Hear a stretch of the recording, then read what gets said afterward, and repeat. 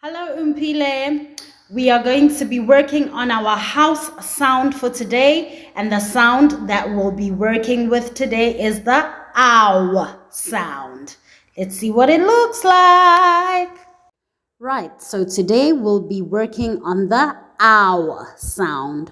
When an O for orange and an A for umbrella sit next to each other in the same house and they're next to each other and they're a family, they make the ow sound.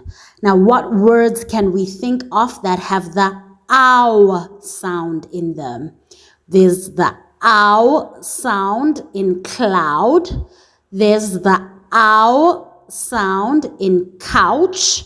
There's the ow sound in round. There's the ow sound in mouse. There's the ow sound in sound. There's the ow sound in mouth. Okay, so how do we code these words? Remember, when the letter makes the sound by itself, it gets a dot by itself. And when two letters make the sound together, they get a line together. So let's see if we can code these words. Cloud. K-l-ow-d.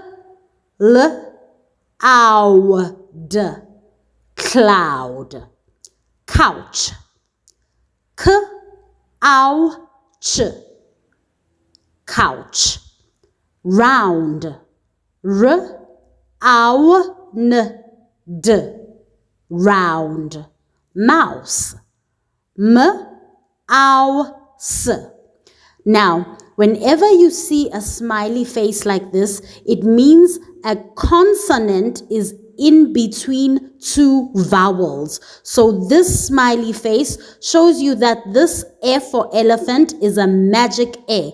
So when you see a smiley face, you don't make the sound for the E at the end of the word. So how you code this word is m-ow-s. And there's your smiley face showing you that the E at the end is magic. So we don't say the sound for it. Once again, m-ow-s. Mouse. And how do we code the word sound? S-ow-n-d. Sound. And mouth. M-ow-th. Mouth.